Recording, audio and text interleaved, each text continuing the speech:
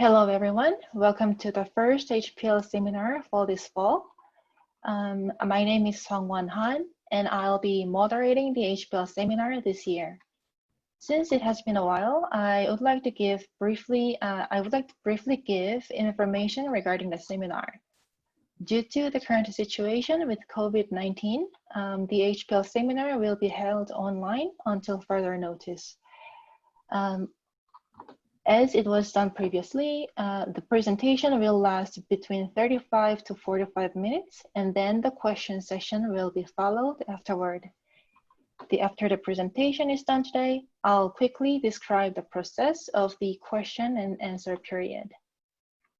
Today, it is my pleasure to introduce Dr. Matt Jordan, our first speaker. Matt did his undergraduate and master's degree at the University of Calgary, specialized in neuromuscular physiology. Then in 2012, he started his PhD in medical science at the same university, focusing on joint injury and arthritis under the supervision of Dr. Walter Herzog. Currently, he is the Director of Sports Science at the Canadian Sports Institute Calgary, as well as the Adjunct Associate Professor in the Faculty of Kinesiology at the University of Calgary. His current research interests include neuromuscular adaptation to resistance training after ACL injury, and also monitoring training loads in elite athletes. He is also trying to develop better testing and monitoring methods in order to identify trainable deficits in athletes with ACL injury so that they can go back to the podium healthy and safe. As a big scientific accomplishment, he got his first master's student who completed his degree recently. Aside from academic and scientific background, he also introduced himself as a husband and a father of 3 boys. Today, Matt is giving a talk which is about monitoring the return to sports transition after ACL injury, from case study to prospective study. All yours, Matt. Thanks a lot. Yeah, really appreciate the opportunity to be here today. Just to give a little bit of a lay of the land, the Canadian Sport Institute Calgary is one of 4 Olympic training centers in Canada, and one of our main goals is to help improve outcomes for athletes with ACL injury, because one of our key sports are the winter slope sports, which we'll talk a little bit about today. So my goal today is I'm not going into any one of our specific research projects directly. My goal is to provide an overview of the research program more, and to discuss some of the projects that we have underway, and also along the way to present some of the data that we've recently published on various topics related to the program. So we won't go into like really deep methodology, but more just to give an overview of what we've been working on. Just to maybe expand on my research interests, my background as a strength and conditioning coach, working with Olympic athletes for basically 5 Olympic cycles, has always been the application of training and the development of tests to help these athletes hit the podium. And now I say that our goal is to get the athletes to the podium, but it's also to do so getting them there healthy and safe. And one of the focal points of our research program is looking at the determinants of muscle strength and muscle power, and to being able to measure these elements and quantify them, and hopefully to develop better ways to help our athletes after injury. And one of the big injuries is ACL injury. So sport that I spent a lot of time with myself, and then our institute really focuses on, is alpine ski racing. And picture of a ski racer there, a Canadian racer. Ski racing is one of the more dangerous sports that winter sport athletes take on. These athletes are traveling 130 to 140 kilometers an hour, sometimes down icy pitches, big piece of plastic on your foot, boot that goes up above your ankle. And you can imagine that if you've got this big lever off your foot, that it's going to potentially put a lot of load through the knee joint. And certainly when we look at epidemiological studies on alpine ski racing, we find not only that it's among the top few sports with the highest risk for injury in the winter sports side, but we also find that by far the knee is the body part that's most frequently injured. And the most common injury is, or diagnosis is an anterior cruciate ligament rupture. The nature of these injuries, it's quite distinct from what you might see in field sports like soccer and basketball. And instead what you see, and again, this video doesn't really do it justice, but the athlete's suffering a right side ACL injury here. But, high energy injury mechanisms, this athlete's going, 100 kilometers an hour plus, soaring into the air for 20, 30 meters. And, the energy that's involved in these injury mechanisms are massive. And consequently, what we often see is that if you talk to a ski racer, it sort of sounds like getting an ACL injury is like getting your wisdom teeth pulled. That, everyone goes through it, and what's true is that a lot of them do suffer ACL injuries. But what we've shown and what we've seen in one of our studies that we published, where we went back and looked retrospectively at operative reports from alpine ski racers who'd suffered ACL injury, is that a high fraction of these injuries are occurring along other types of injury to the knee joint. So, this is just a summary from that paper, and some of the highlights that, of these ACL injuries, looking back retrospectively at these operative reports, 32% of the athletes had suffered multi-ligament injuries. So this means that, you've torn your ACL, and very often an MCL injury, or, sometimes it's a full knee dislocation that's involved in the injury. So they're oftentimes quite severe. A high fraction also suffer chondral injury, very often to the lateral compartment. A high fraction also suffer meniscal tears, and very often these tears are complex in nature, meaning that, obviously sort of setting up this idea that long-term prognosis for knee joint osteoarthritis is likely pretty high. But just as an aside, another interesting part about alpine ski racers is that their surgical procedure that they often use to restore knee joint stability involves harvesting the patient's own semitendinosus tendon. So you can imagine the surgeon goes in, makes an incision on the medial part of the shank, and essentially removes and harvests that entire tendon as a part of the surgical procedure.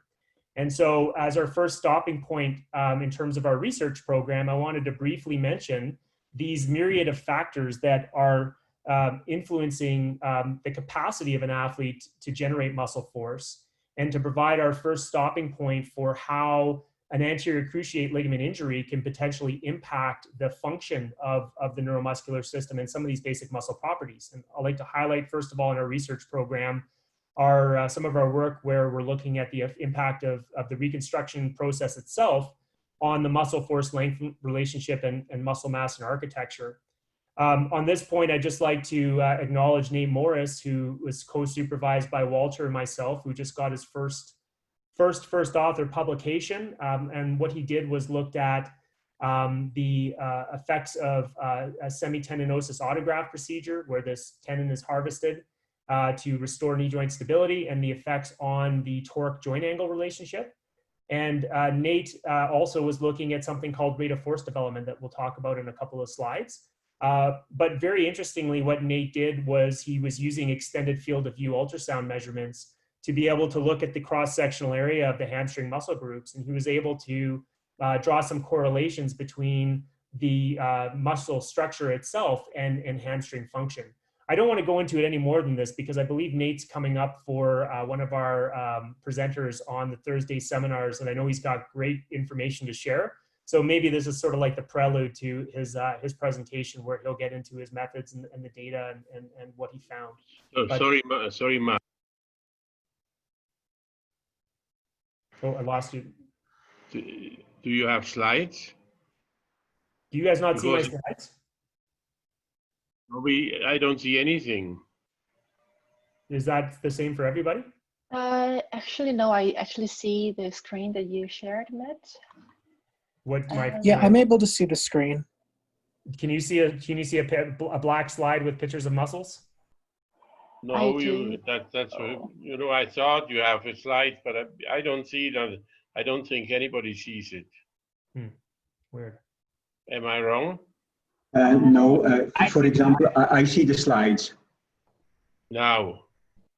I see the slides, yeah. Now I see the slides. Thank you. I see slides the whole time, too. Sorry about that. Oh, no problem. Yeah, no, I wanted to, I was kind of worried at one point it said it stopped share, so I wanted to double check. But as long as if there's any more technical glitches, let me know. Yeah, so just moving along here. I mean, I'll let Nate speak to his great work that he did. But this is sort of a highlight of one of the things that we're doing as part of our research program, where we're looking to blend the clinical aspects of ACL injury related to, how, the types of injuries that these athletes suffer, and obviously some of the impacts of an ACL reconstruction on these basic muscle properties.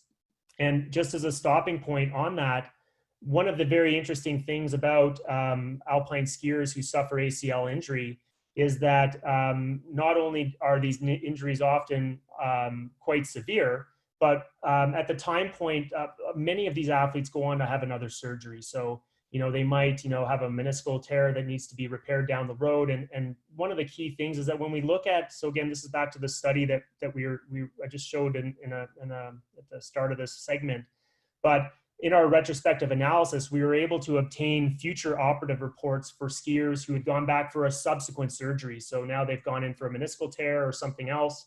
And at that point in time, the surgeons are able to evaluate the health of the knee joint. And it's interesting to note that at that future time point, 80% of the knee joints had gone on to develop a worse state of the articular cartilage. And many of them at that stage are in grade 3-4 chondral lesions, which are obviously well on their way to an arthritic knee. But moving over to the other highlight on this slide, it's interesting to note that the prevalence of re-injury in ski racers is quite high. So the estimate is anywhere between 20 to 40% of skiers will go on to suffer an ACL re-injury, and very often that's to the contralateral knee. So as we move forward with this data, what it sort of tees up is that these skiers are suffering severe injuries, and at some point in time, they need to be cleared to get back to snow, and they need to be cleared to get back to a high-risk environment. And so we recently published a paper in Frontiers where we looked at a case study approach and sort of building up what we'll talk about today, which is a bit of a framework for guiding the return to sport process after ACL injury. And what you see on the screen here is just a relative risk profile for a cohort of alpine skiers in terms of the number of skiers that might go on to suffer an ACL injury after that first one. And one of the things that we can see here is that one of the biggest risk factors for another ACL injury is that first ACL injury. So your risk goes up quite a bit after you've had that first one. So a big area of emphasis for us in our research now is trying to develop better tests to help safeguard this process. And I use this example with permission from the skier who you see on the screen, but he's a classic example of what we would have seen 4 or 5 years ago. The skier is making his way back after an ACL injury. He is back on snow, he's skiing. And I'm not going to get into his data specifically, but it's interesting to note that he was one of the skiers in our initial studies that presented with the highest levels of deficits in the injured limb. So the highest levels of functional asymmetry and the biggest deficits in quadriceps strength.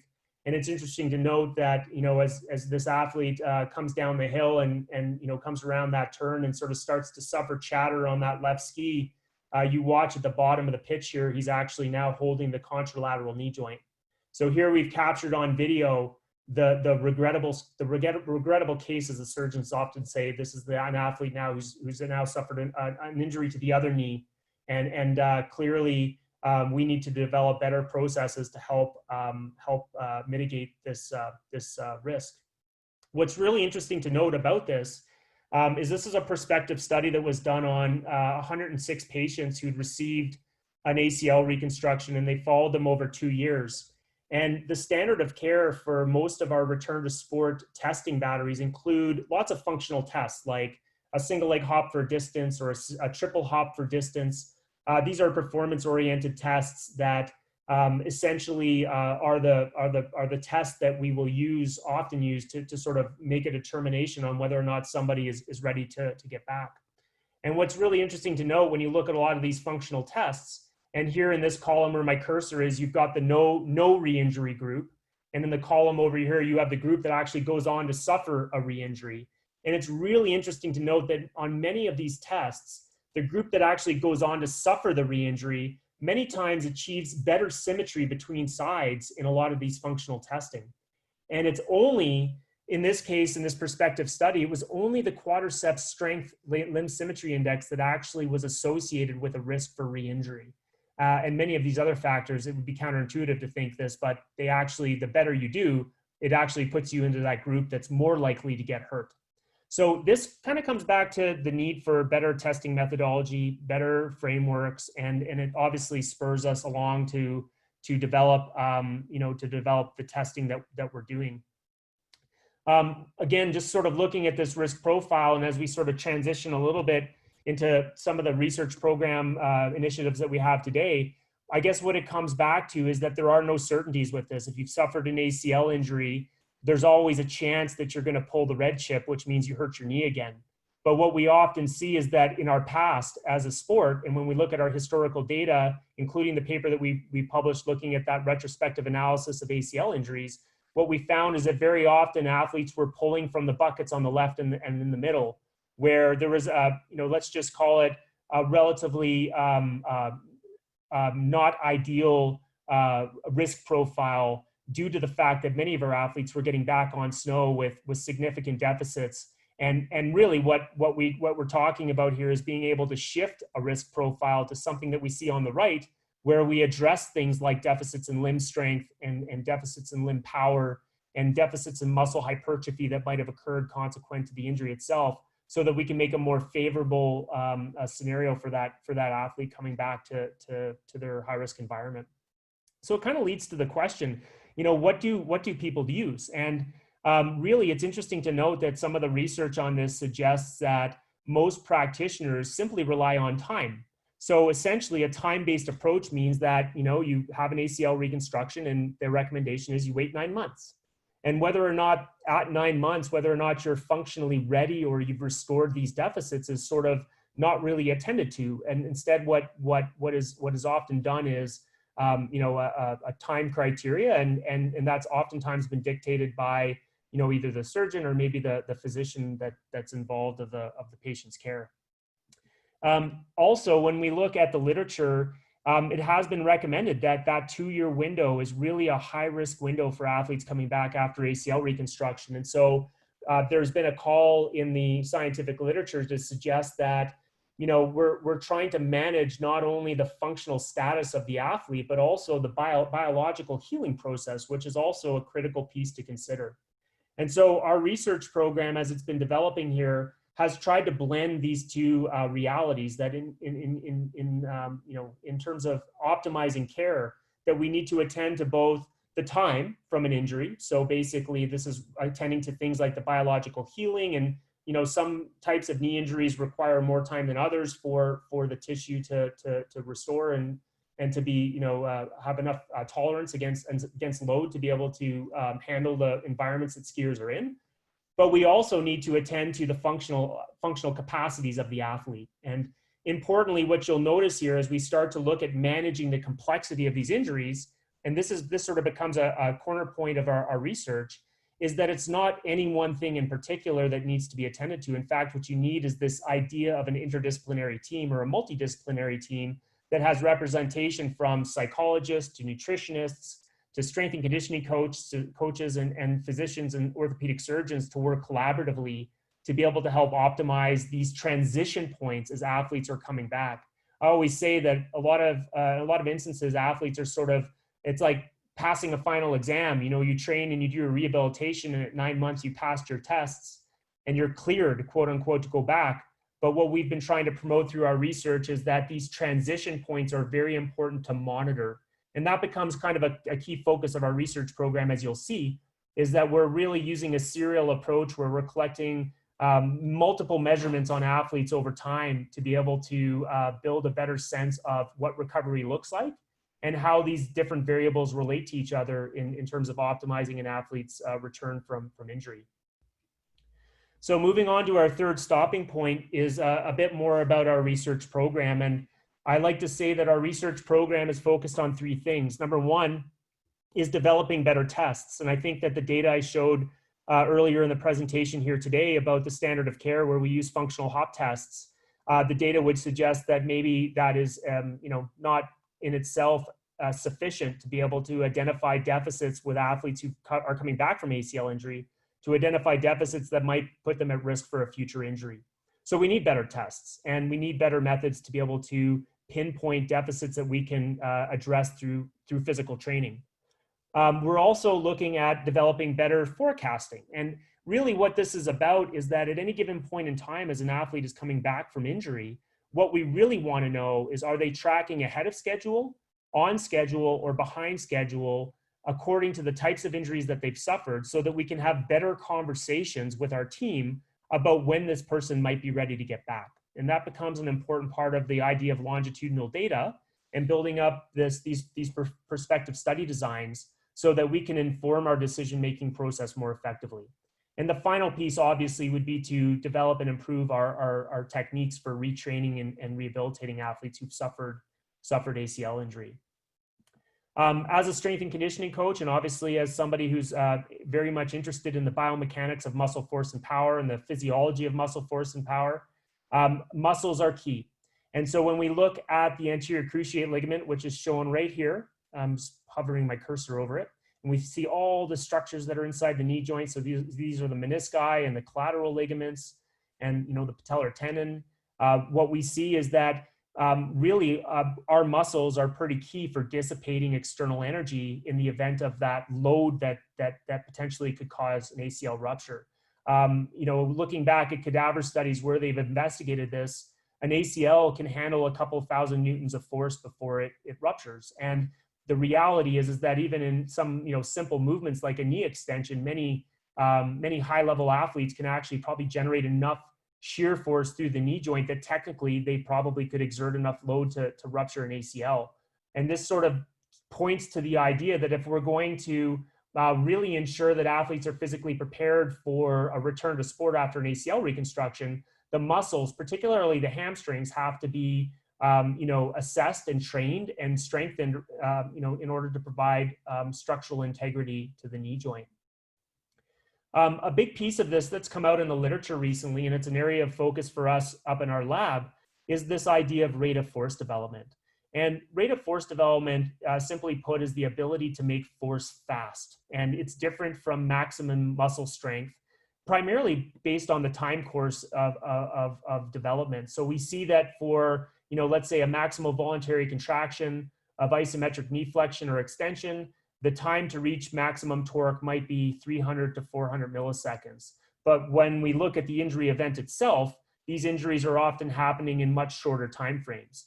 It's not as simple as I've illustrated here on this torque time curve to sort of talk about how the muscles might be able to prevent a very specific ACL injury mechanism that you see on the screen here. This is called landing back weighted, where a skier lands on the ends of their skis and the boot itself, and a strong quadricep contraction actually exerts enough shear force to rupture the ACL.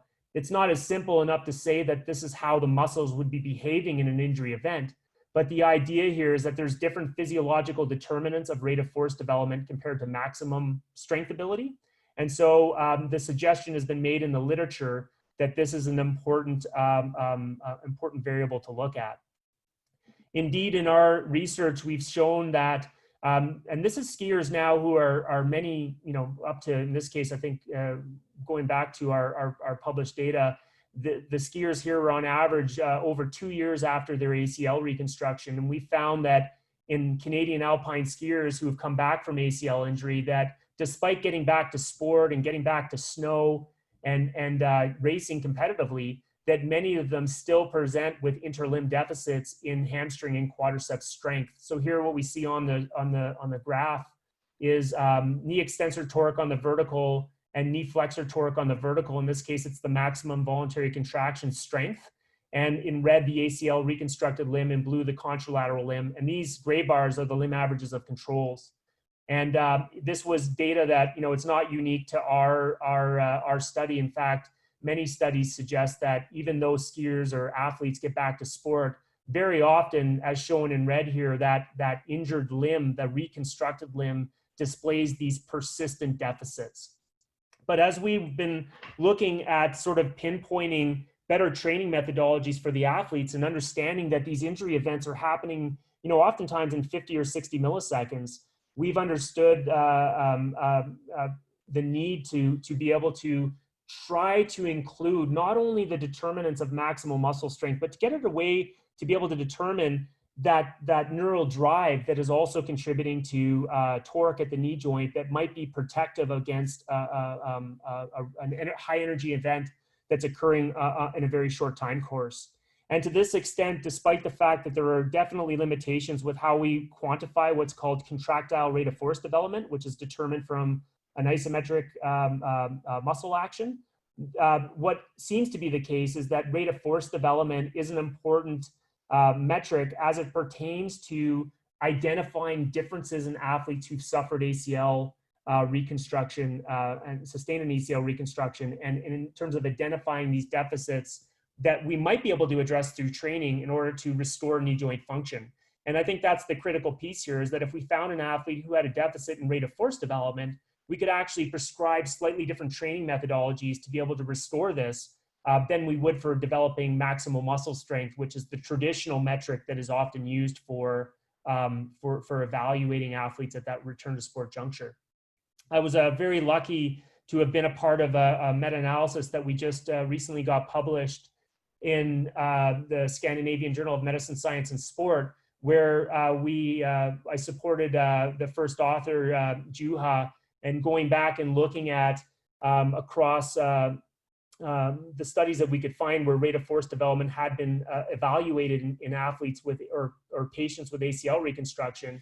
And sure enough, when we looked at the rate of force development, both over the early phase of the muscle contraction, so this is sort of from the phase of the onset of the muscle contraction to 100 milliseconds, and in the late phase, which takes us up to 200 milliseconds, that indeed the ACL reconstructed limb displayed persistent deficits in rate of force development, alongside obviously the potential that there might be deficits in the maximal muscle strength capacity of the individual. So the important piece about this is obviously if we know that there's a rate of force development deficit, we can then, we could then prescribe slightly different training methodologies to mitigate those issues, and certainly that becomes an important piece of the puzzle when we're dealing with ACL injured athletes who have to get back to these very high risk environments. A little bit more about some of the other aspects of our research program. I've highlighted in blue here the importance of muscle action. And here I would be talking about eccentric, isometric, and concentric muscle actions. And although we're not necessarily able to directly observe the behavior of muscles with the testing that we do, because we're a lot of time using various types of movements, we've been able to take the vertical jump test and perform some specific analysis that has allowed us to look at the eccentric deceleration movement phase of a jump versus the concentric or propulsive movement phase of the jump. So I want to talk a little bit about that right now in terms of our approach to evaluating ACL reconstructed skiers. Certainly ACL, all skiers are exposed to these high force eccentric movements in their sport. And so the vertical jump becomes a nice standardized and repeatable test where we can do, use a little bit of biomechanics, a little bit of physics, and we can actually pinpoint or identify that eccentric deceleration phase that occurs in a vertical jump. And we can differentiate that from the concentric or propulsive phase as it pertains to our evaluation of an athlete. I want to give a picture of what this looks like. This is the same athlete who is in the left video about 4.5 months post-surgery, and over in the right-hand video, she's now 7.5 months post-surgery. And just to the naked eye, I'm just going to pause the video here so everybody can appreciate what we're talking about. Is we've got in green the non-injured limb, and in blue the ACL reconstructed limb. And what you see is over the vertical jump is we obtain these tracings because we're using a dual force plate system to look at the contribution of the right limb and the left limb to the ground reaction force. And so now we've got this nice testing methodology that we can deploy quite easily in our environment, and we can measure the contribution of the non-injured limb towards the overall jumping performance. One of the things that we have done with our testing methodology is to break up the vertical jump into what's called the unloading phase, the eccentric deceleration phase, and the propulsive phase, or the concentric phase. And I've shown that here on the video or on the slide by how we arrived from the vertical ground reaction force to the acceleration time curve shown on the right panel to the velocity of the body center of mass.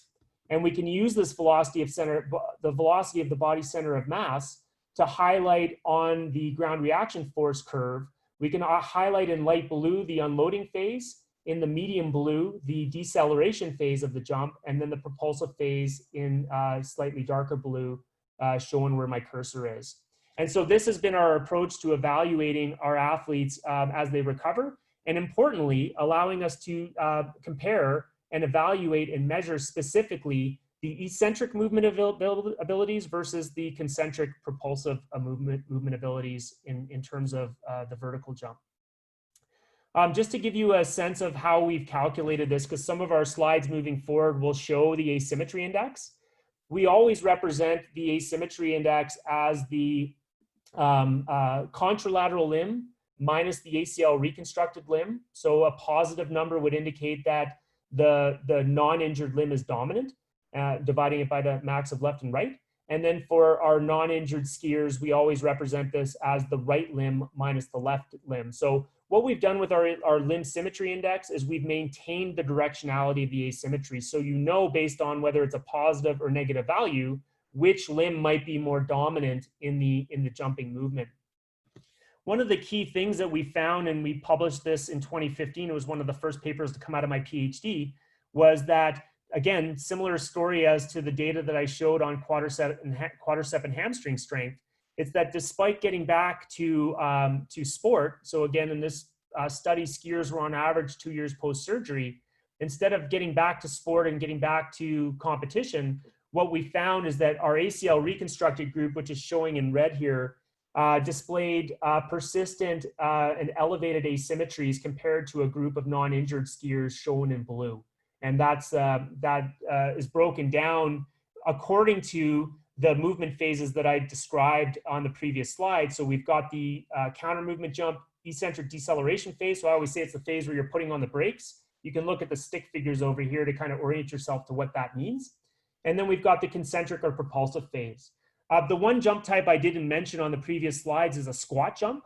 And you may know a squat jump because instead of having a rapid descent and unloading, the athlete will squat down, hold a still position, and start the jump from a static start. And what we were able to show with this is, again, with a sort of a phase-specific approach to looking at asymmetries, is that the athletes had elevated asymmetry in the late takeoff phase, which is shown here in blue, or sorry, in green. And this would be the phase of movement, obviously, where you would imagine the quadricep muscle and the hamstring or the plantar flexors are kicking in to contribute to the jumping movement.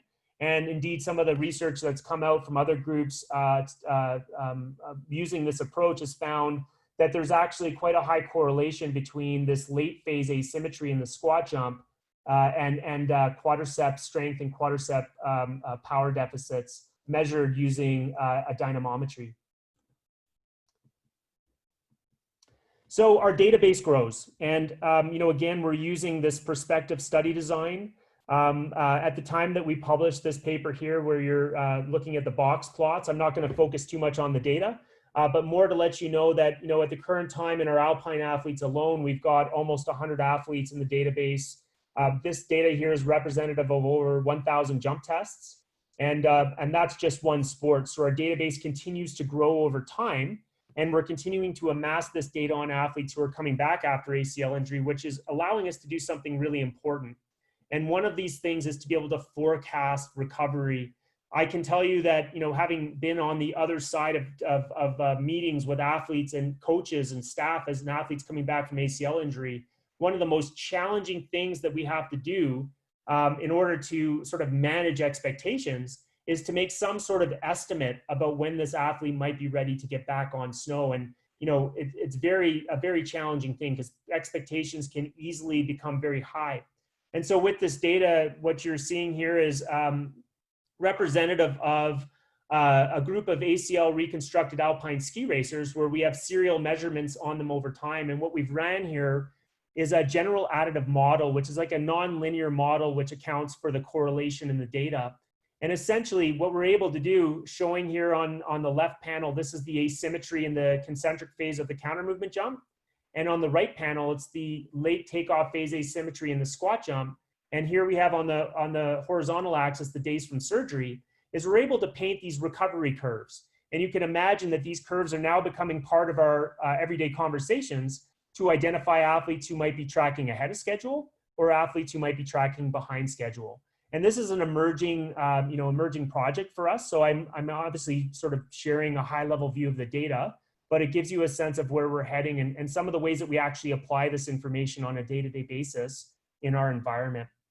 I would also like to just acknowledge Drew Lawson, who's also another one of our graduate students that Walter and I are co-supervising.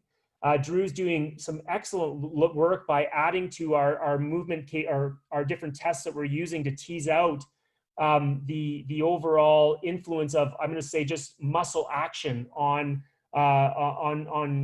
this recovery process. And what Drew is looking at is the landing phase, because a lot of our athletes, like snowboarders and freestyle skiers, you can imagine, they're going off these, big jumps and they have to manage landings as a key part of their sport. And so Drew will be doing research. He's in the middle of data collection now, but his research is primarily focused on actually quantifying landing ability. And his main focus is looking at the relationship between strength in the lower body and at the hip joint and how winter slope sport athletes land, the strategy that emerges. So he's doing lots of really great research. I'm coming down just about to the end of my time here, but I wanted to highlight maybe one more quick type of way that we're applying this idea of the basic, I would say, properties of skeletal muscle and looking at muscle biomechanics and physiology on a kind of a fundamental level, but using it in the real world environment. And I want to just kind of finish by talking about the muscle force velocity relationship. And one of the tests that we use with our skiers, and you can see it on the screen here, is we're doing a functional force velocity profile, where we have the athlete holding what's called a hex bar or a trap bar. And you can see the athlete's got some extra load on this bar. And we're able to perform vertical jump tests with and without this external load, and to develop what Walter often calls the functional force velocity profile. And you may know these profiles if you've taken Walter's course, or if you've had any experience with this. I'm just sort of depicting an illustrative example here where we've got force on the vertical, velocity on the horizontal, 4 different loading conditions that were used. And what we would expect to see as an athlete develops over time is that curve shifts up and to the right. And so just as an example of some of the data that we're collecting right now on our skiers, is that we've been able to measure this on an emerging data set of athletes. We're still, collecting data. So this is early data that unfortunately, we don't have, a high sample size yet, but we're adding to this every single year. Here, what we had the athletes do is perform a counter movement jump with their body mass and a counter movement jump with an extra 43 kilos. And this happened to be female athletes that I'm showing here today. In the coral color, you have the young development level adolescent skiers. And in teal, you've got the elite alpine skiers. The right panel here are the skiers who went on in that season to not suffer an ACL injury. And the athletes here shown on the left panel are the ones who actually went on to suffer, in all cases here, ACL injury. 2 athletes actually suffered a bilateral ACL tear. So they tore both knees on the same crash. And so again, this is just an example of being able to develop better tests so that we can identify trainable deficits, in this case, the force velocity profile or the functional force velocity profile, and use that information to target training. Because if we know this, we can then work on the training side to help mitigate any sort of deficit and hopefully lead the athlete towards better physical preparation and lower that risk profile. Just as I wrap up, I want to just end by saying that, elite sport is an N equal 1 game. So we're oftentimes working from case study to perspective study. And really where the magic happens for our athletes are these single athletes over time, where we have, multiple data points on them. And at the end of the day, we're looking to manage this process as they return to sport after ACL injury. And I'd like to just highlight, as I close up my presentation here today, on this paper that we published as a group in Frontiers, looking at monitoring this process with our skiers. And in this case, it was a single athlete, a female skier. And you'll notice that I've used the word monitoring. And I use that word very purposefully, because this is not like passing a final exam at 9 months to see how things go. In fact, what we're doing is we're using serial testing over time to be able to identify how this athlete is potentially progressing or regressing over her recovery from ACL injury. Again, with permission from this athlete, this is one of our top skiers, and she's given me permission to show this video. All I want to say with this video is this athlete is one of our top skiers. She is strong, she's fit, and what you're seeing her happen here is she's going, probably a world record pace for herself, if you can measure pace in skiing. She's basically at the edge of her limits, and she lost a little bit of a footing, and within a fraction of a second, she's gone in like a helicopter into the B netting, and she suffered not only a right side ACL injury, but she's also dislocated her shoulder. So, right out of the gates, this is not, I don't think this is preventable.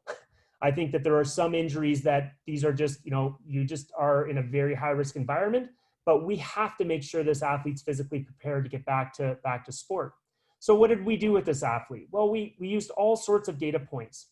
We looked at her workload. So one of the things that we're using with our athletes is a way to track and monitor the actual training that they do over time. So what you see on the screen now in this small panel, and again, I'm just using this for illustrative purposes, but this is her actual training load data from when she started with the national team, right until, through to her career until, the end of the study, where we were able to not only look at, what sort of training she had done before, but you'll notice here in the darker gray section, this is actually where she's coming back after injury. So we're not only just looking at muscle strength and, hamstring strength and quadricep strength, but we're looking to see that she's actually restored her physical work capacity alongside her neuromuscular strength and power as a way to prepare her to get back to snow, which we know she'll need that reserve to be able to handle that high risk environment. We looked at muscle strength and rate of force development, and we did so using our vertical jump tests and our hamstring quadricep strength testing that we talked about a little earlier in the talk. We're using this monitoring approach. So here you see all of her pre-injury measurements before she actually gets hurt. And this black dashed line, vertical line, is where the injury occurs. And here you see all of her post-injury measurements. Again, I don't have time to go through all the data, but I think it's important to understand that we get multiple measurements on these athletes. We're doing specific tests to look at neuromuscular fatigue. So we put them through a specific fatigue protocol where we evaluate this as they're making their transition back to snow. And we're looking at all kinds of other factors that might be involved in terms of ensuring that this athlete is ready to get back to the environment. But just to wrap up with the final slide before my conclusion, it's an N=1 game. And I want to show this story or this case study with this athlete because it really gives us a sense of how we have to treat each individual athlete for who they are in that journey back. So what I'm showing here on the screen is on the right panels, this left panel, panel A, is hamstring and quadricep maximum strength. And the solid line is showing the knee extension torque. And on the right panel here, what we're showing is explosive strength measured as the rate of force development. And what you'll see coming up in a second is the dashed line, which is the knee flexion torque. And so here we have measurements in June 2015. This is post-injury, July 30th, November 7th, and then we've got her May 14th of the next year. So that's 18 months post-surgery. So the first tail of the tape here is we see that her torque, her maximum torque, has made a nice recovery by the 18-month post time period. We see that rate of torque development, so this is the explosive strength, is still relatively flat. This athlete had a hamstring tendon or semitendinosus tendon autograft. So you can see kind of a slow, steady increase, but I would argue that this is a long-term deal for an athlete with a semitendinosus autograft. Removing that tendon really impacts their capacity to generate knee flexor torque. But here's the interesting story. If we take a look at the contralateral limb, and we go right back to the start of our talk, the fact that most skiers will suffer a re-injury on the contralateral limb, what we observed over that 18-month period was a slow, steady decline in the strength and the explosive strength of the non-injured limb. So this is just an example where, if you're only looking for one number at 9 months post-surgery, you're only thinking about the limb that's been injured, very often we're missing that whole story. So we have to remember, at the end of the day, the application in this is to be able to use this in an N=1 type environment. So just to wrap up and conclude, simply put, knee injuries are a big problem for winter slope sports. Whether you're an alpine skier or a freestyle skier or a snowboarder, knee injuries plague these athletes. These injuries are also often severe. It's easy to normalize an ACL injury as, oh, you're just a ski racer, you had an ACL injury, but our data would suggest that it isn't simply just an ACL injury, that very often these injuries are catastrophic injuries. The other thing is that if we look at the data, practitioners are actually quite prone to avoiding a data-driven decision-making process. So very often what practitioners are prone to is just sort of using time from surgery as their primary determinant of when an athlete is ready to get back. And our goal is to address these issues by developing better tests, forecasting injury recovery, and ultimately hoping to improve, working to improve these outcomes for athletes with injury. We are building our database and we are growing this database over time, but at the end of the day, it's an N=1 game and each injury will tell its own story, and data helps to tell this story. So with that, I'd like to wrap up overview of our research program. I wanted to make a big mention to my mentors, my collaborators and colleagues, our students that are part of our program. And I would like to acknowledge the Canadian Sport Institute Calgary for all their support. And with that, I will pause and open it up to questions and discussion. Thank you very much for listening. Thank you, Matt, for the talk. I really enjoyed it. If anyone has any questions, please click the icon labeled participants at the bottom center of your screen and click the raise hand button at the bottom on the right side to indicate you have a question. Then I'll call on you when it's your turn. Would anybody has any question?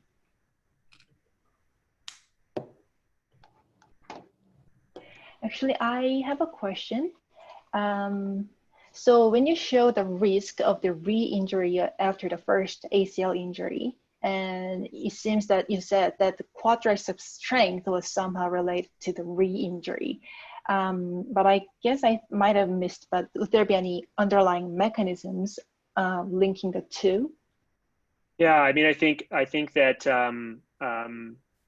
I think there are a few different mechanisms. Number one, ACL injuries are known to deplete the muscle satellite cell pool. So that's a starting point, which means that the regenerative process of the muscle can be stubborn, basically. And the muscle becomes more fibrotic. And obviously if we kind of go back to the idea that your strength or your torque generating capacity is related to cross-sectional area, that's certainly a driver. And then the other things are elements like arthrogenic inhibition, swelling in the joint, effusions, all these things that can sort of be low grade and a lot of times be problematic. But one of the things that we're seeing, and I'm speculating a little bit more here, but I think that there's emerging research on this, is that ACL injured athletes or individuals may be prone to shifting towards a more hip dominant movement strategy. And so with that, their movement strategies fundamentally change consequent to the fact that the knee joint is the site of injury. And so I think what we might say is that if we had to draw a link there, is that if the capacity at the knee joint is not there to dissipate that external energy, and the movement pattern is fundamentally changed because of a joint deficit, that this might be some of the things that are linking towards elevating that risk for a re-injury. Some of that's speculative, and some of it I think is documented, but that would be sort of, I guess, the line of thinking of where we are today with it. I see. Thank you. I see, Brent, you have a question? Yeah. So I was not blessed with good knees and had an ACL injury, couple of them. I was a skier, and my first one was when I was 14, I think. And I always felt like if I was going to get another one, it was going to be on the contralateral limb. After surgery, it just felt more stable. My anterior draw tests were always, I think, a little bit better. The surgically repaired knee was always, it was less motion, less natural motion than the contralateral limb. And I guess my question is there any evidence, like, is a surgically repaired ACL stronger than a person's natural ACL? Can the increased risk with the contralateral knee be explained by the quality of the surgical repair? I'm just gonna take a liberty here to maybe show a slide, if I can pull it up, because I think it's definitely something, Brent, that is on our radar. And a specific answer to your question is that, I would defer to, if there's any surgeons on the call or physicians, or even people who are more inclined with the anatomy than I am. Certainly, I would defer to them. But it's really clear that when you look at the ACL, the native ACL, it's got a footprint, it's got two bundles, and it's got this sort of like twisting structure to it that it's really very unique anatomy. And so to the best of my knowledge, that it's impossible to recreate that anatomy. I do know that, again, how do you explain that people might be more prone to suffering that contralateral knee injury? And one thing that I'll just, if you're okay with it, I'll just quickly show you and expand on one of the tests that, I'll share my screen real quick first. Sure. This is our 80-second jump test. And I'm gonna go and share desktop 2. So you may remember, if I just pull this video up a little bit and try to make it a bit bigger. Can you see the video playing right now? Nope. I see a baby. I see a cute kid. A cute kid. Hold on here. Desktop 2. Now? Yeah.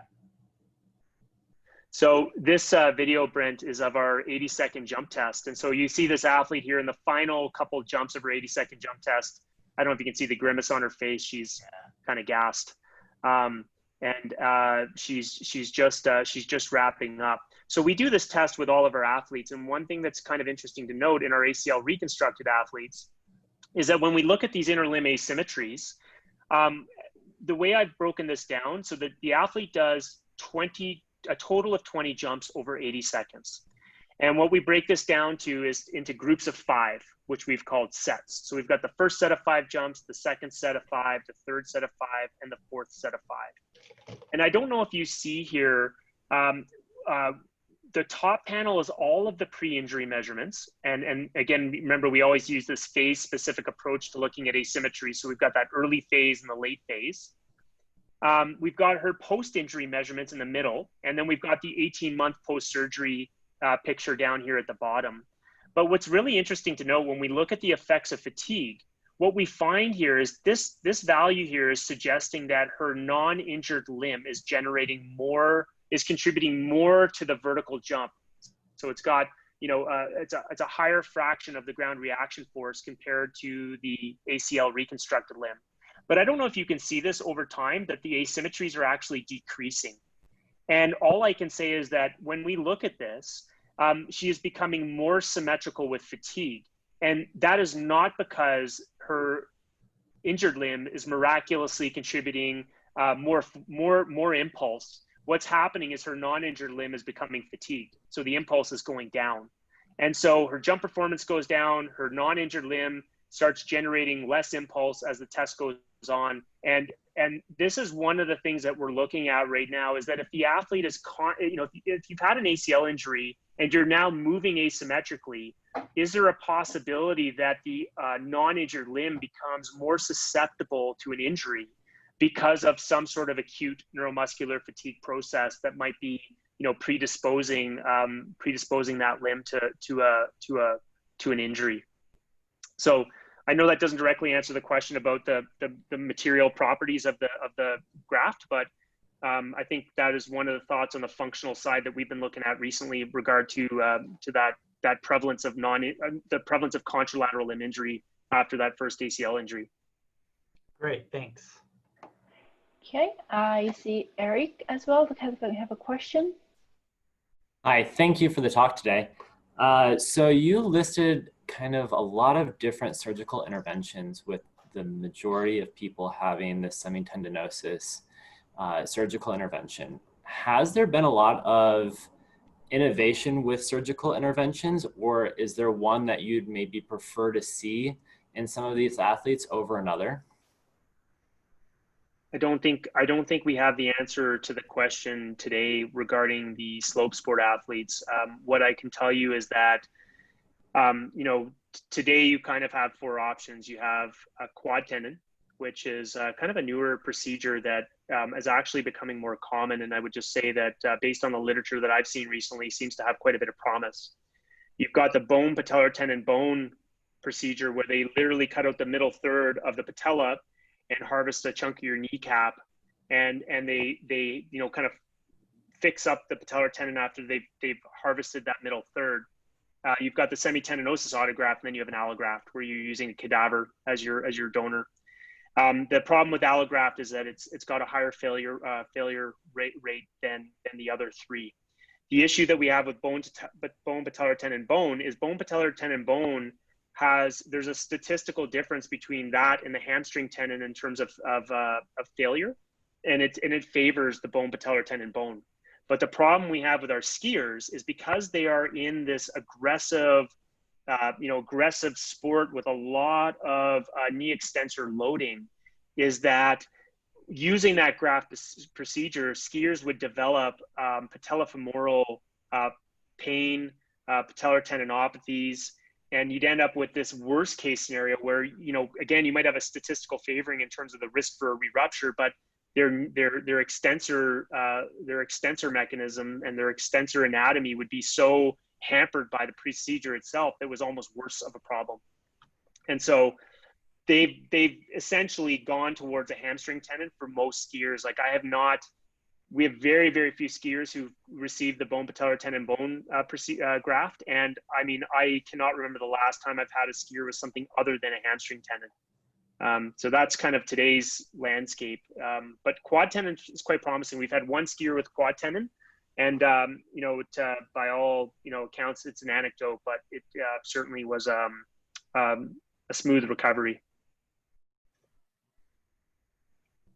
Okay, I see also Siska, you have a question. Please go ahead. Hi, thank you. That's very interesting research. I really enjoyed your presentation. I was wondering about the landing, when you're looking at the landing of the jumps, if you also looked into the different directions of the ground reaction forces, and if you're also considering to look into single leg hops, single leg landings, if that maybe would place more demands on the knees and would be easier to identify asymmetries, or if you've looked into that. Yeah, well, I mean, you know, I believe I saw Drew Lawson's name on the list of people attending the call, and, you know, happy to have him hop in and comment, but that's exactly what Drew's master's thesis is moving towards, is a single leg landing test. Okay.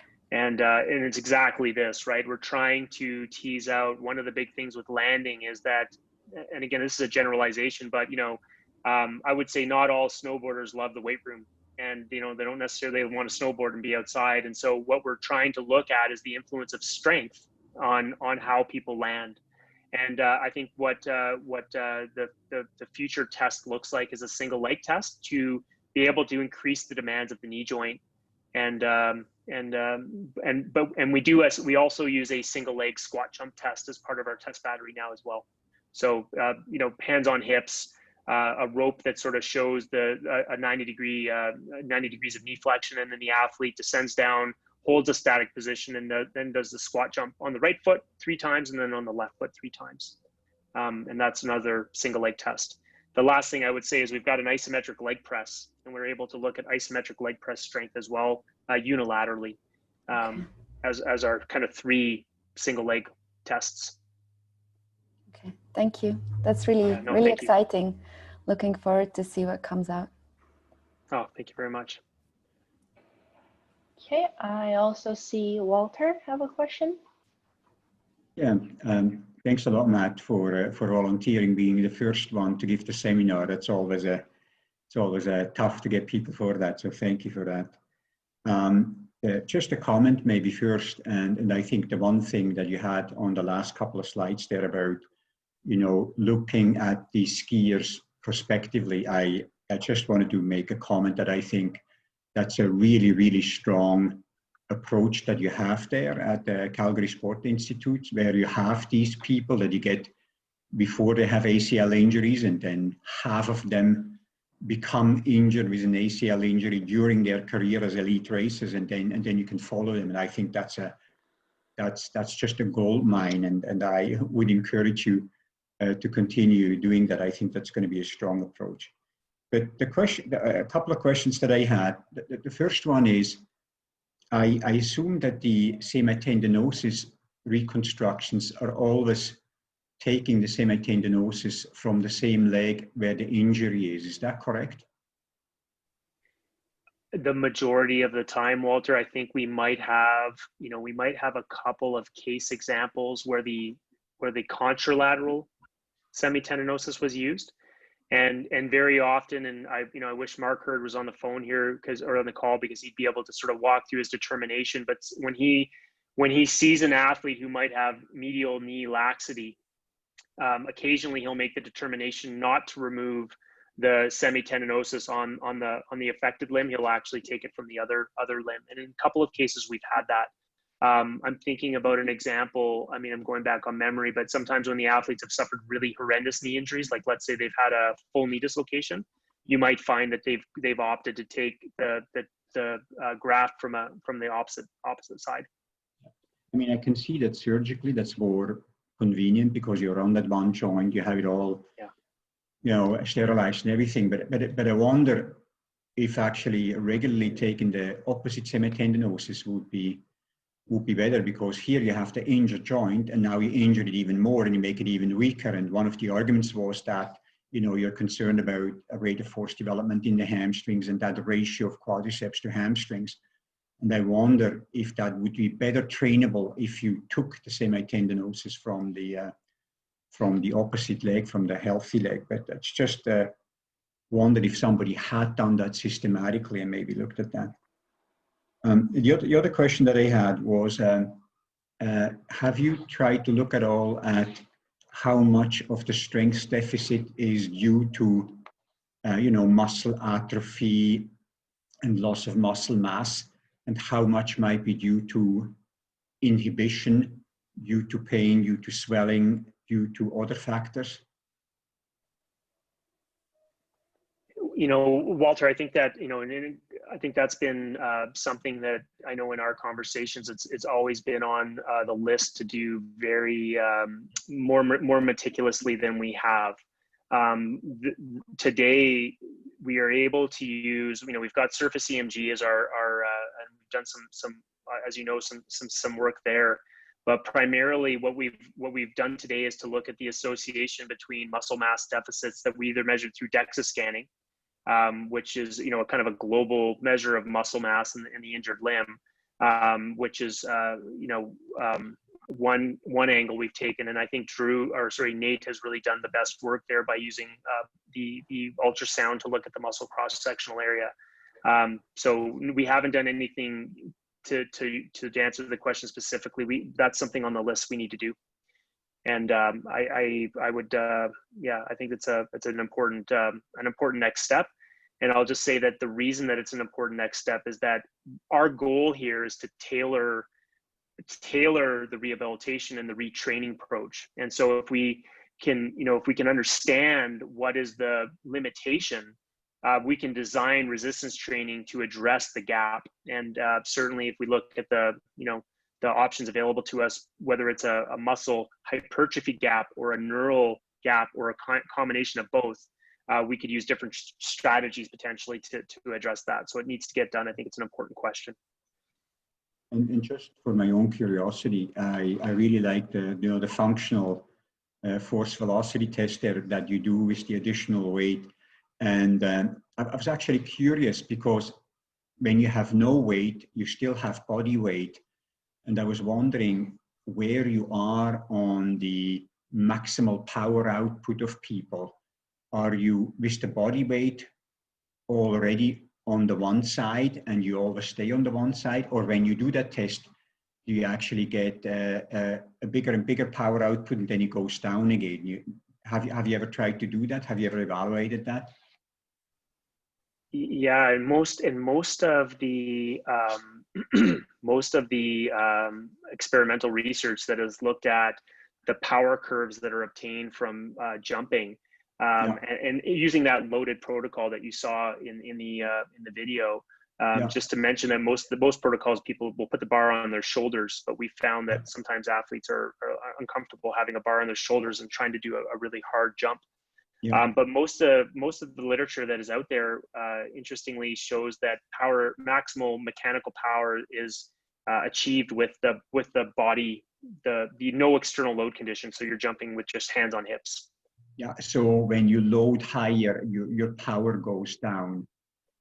Yeah. Have people ever tried to, sometimes in running research, they have little bungee cords that suspend you and actually make you less than body weight. So like 70% or 80% or 60% of body weight. Have people ever tried to go to lower than body weight and see if with body weight you're at the actual peak, or if you actually went lower, you might even get a higher power output?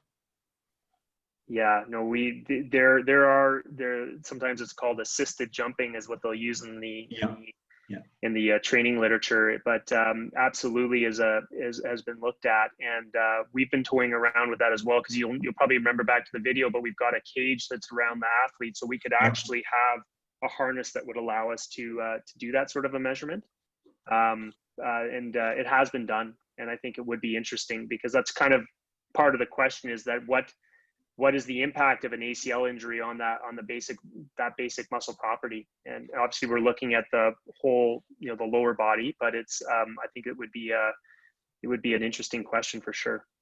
Yeah, great, thanks. Okay, I think I saw Benno raising your hand. Yes, please go ahead. Thank you, Matt, for your talk.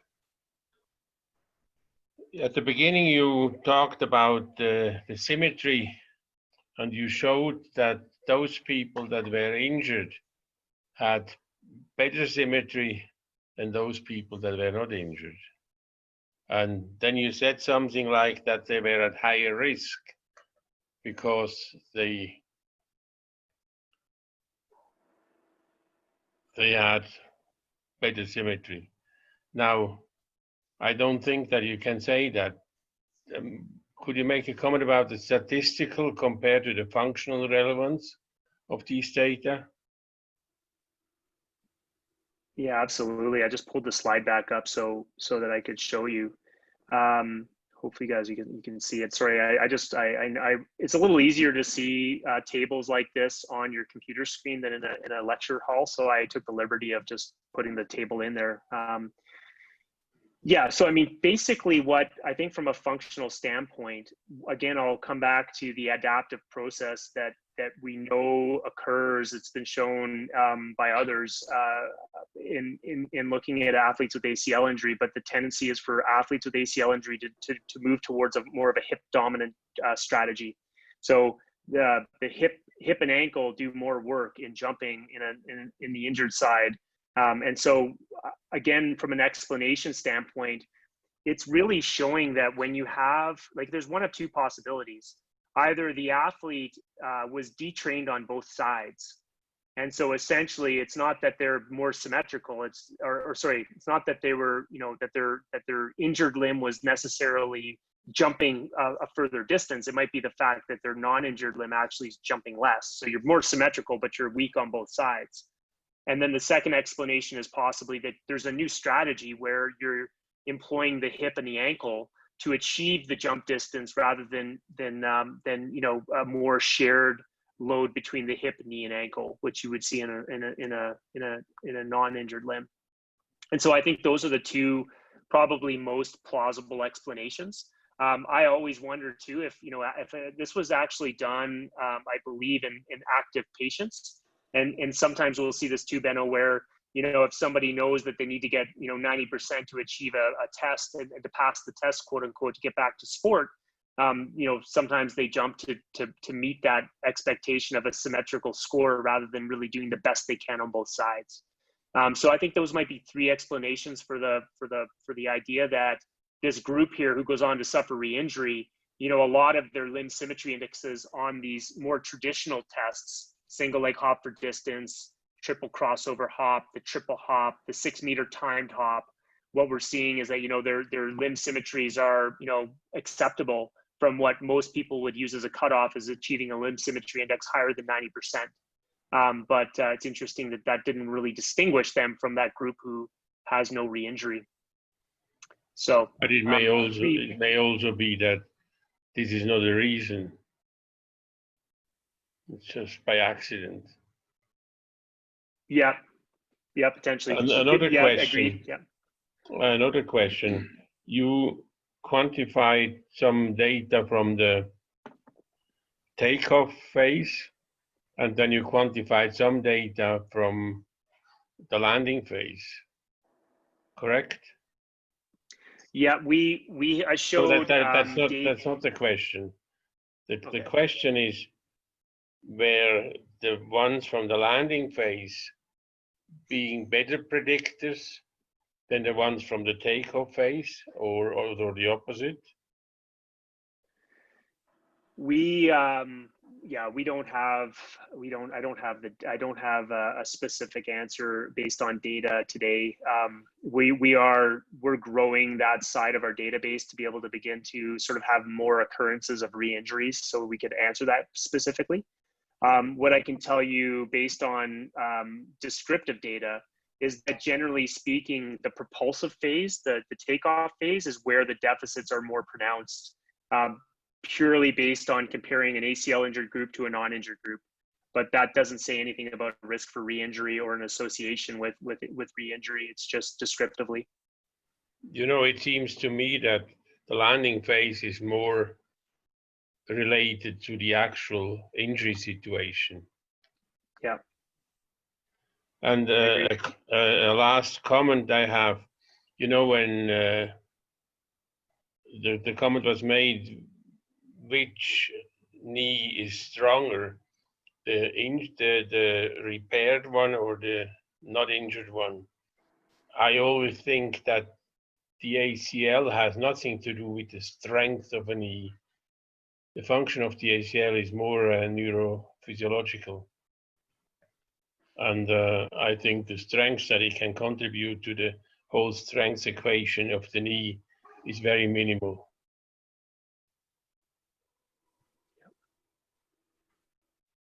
Yeah, agreed. Okay. We have a couple of more minutes to go. If I see Eric, you have a question to ask? Thank you. So have you examined any, let's say, of these vertical hops without ankle motion? Like, does ankle motion basically inhibit or mask some of the asymmetries that could be there? You could do this with like an AFO or something. Yeah, I mean, it's funny, Eric. One of the questions we often get is from the coaches is, do you think you could do the testing in boots? Just get them to put their ski boots on and go jump on our force plates. And indeed, we have done that in some case study scenarios where we've in an effort to understand maybe more overload, overuse injury in the skiers, as we might have had them do tests in their boots. We don't do it right now, but I think that it's a really interesting question. Yeah. Okay, do I see Brent have a question as well? Yeah, I have one last question. And if you look at sort of Tim Hewitt et al. And Kevin Ford and all those guys that do this type of research with more like jumping athletes, they're always talking about valgus, knee valgus being a risk factor. And then they're always talking about these neuromuscular, I don't want to call them strength, but maybe they call them training programs or warm-ups that people can do. And if you do them and you try to minimize valgus, you can decrease the risk of ACL injury. I'm sure you're familiar with all that. So I'm just wondering if I could push you a little bit, like, do you think valgus plays a role at all in these skiing injuries? And then also, that's sort of first quick question. And then second question is like, do you think that these types of neuromuscular training or these types of protocols that they use to try to decrease risk, do you think that that kind of stuff would work within an alpine ski context? Yeah, I mean, so, you know, to answer the first question, I think that, you know, there's the so when I look at Tim Hewitt's studies and there's the one study he done in 2007 where he did this in female basketball players, and he looked at, I think it was a single leg drop jump, or it might have been a bilateral drop jump. Drew would probably be able to comment on that because he's been digging into the research a little bit more recently. But bottom line is, you know, he found this association, and subsequent to that, there's a group in Norway, Roald Barr. I don't know if you've heard his name. And he's a sport medicine physician researcher at the Norwegian Sports Institute in Oslo. But they reproduced that study with a much larger N. I think they had in the order of 600 or 700 athletes from handball and other sports, and they did not find any association between knee valgus and ACL injury. And to make matters worse is that they did that study, and then they had video. So they basically got video of the athletes doing the test, and they'd done their measurements, and they'd sort of crunched their numbers. But then they asked physiotherapists to watch a video, and the physiotherapists were meant to visually look at athletes that they perceived as having more valgus or less. And as it turns out, they were no better than chance at identifying people who would be at risk for suffering an ACL injury at one point. So I think that there's, you know, that's been put forward, but I do think that maybe there's some reasons to question. And also the other point that we always come back to is when we see valgus collapse in the ACL injury event, which is often what people see, is that you kind of have this, you know, tibial rotation and collapse of the knee joint. This looks valgus collapse. Does the collapse cause the ACL injury, or did the ACL injury occur and then you collapse? And so I think at the end of the day, when we look at our skiers, I don't know what we would find if we looked into that. We haven't looked at it specifically, but I tend to think that if you look at ski racing injuries, you see a scenario where, like the videos I showed, is, I don't know, like when you go into the B netting at 120 kilometers an hour with a big piece of plastic on your foot, I think there are, you know, bigger factors that are probably driving that injury. And then the second thing is that you got to be strong. You know, if your muscles, I think this goes back to Benno's point, is that, you know, your muscles are really the key dissipator of energy, and making sure that you're in a good position and posture to handle load that's coming at you. So that's where we focus our efforts. The last part of the question is actually, and I've only skimmed the abstract on this, but there's a researcher out of Sweden called Maria Weston who they've got a ski school there, and they've actually implemented injury prevention program. So basically similar idea, neuromuscular warm up that the skiers did every single day before skiing. And I believe, again, going back to the abstract off memory, but I believe they observed a small effect on reducing injury. So, you know, there's more than a few studies that point to the fact that if you do a warm up, a purposeful warm up that's focused on the neuromuscular control and balance, and, you know, these sorts of things, that it does have an effect on injury, ACL injury. So I would wager a bet to say yes to that, but probably more so with young athletes, right, that are maybe needing that. Okay, I think I just have a couple of minutes for the quick question. Benno, did you have a last final question? I have a short one. Yeah. I think in skiing there were 3 skiers that were really dominant: Franz Klammer, Girardelli, and Zurbriggen. Did these 3 skiers have ACL injuries? I don't know. I mean, they were very dominant, and clearly dominant above everybody else. I mean, if I was wagering, I'd say yes, at least one of them, right? It's just like it's just such a high prevalence. Inside a team, it's, 50% of them have had an ACL injury if you're just looking at the prevalence of it. So I would, if I was a betting person, I would say yes. Probably one of them did, but I don't know, Benno. That's a good question. Let's assume nobody had one. What would your conclusion be? Or speculation? Yeah, I mean, number one. No, you don't have to answer that. Yeah, well, but I think it's important. But Benno, I think it's important. Like, I think, number one, it's a high skill sport. I think nobody had one from these 3.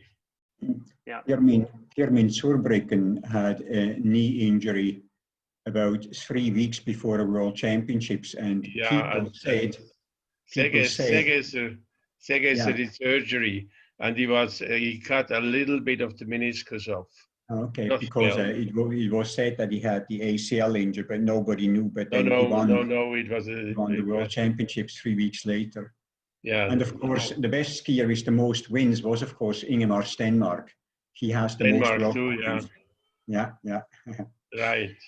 Just to make sure we keep the Swedes happy that might be listening, because he has been the all-time best, the all-time most winner in the men's side.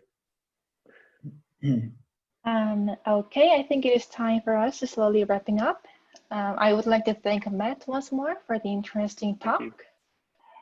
Next week, we'll be hearing from Dr. Franziska Bosset, who will be talking about the effect of fatiguing wheelchair propulsion on risk factor for shoulder pain in persons with spinal cord injury. I'll see you all next week.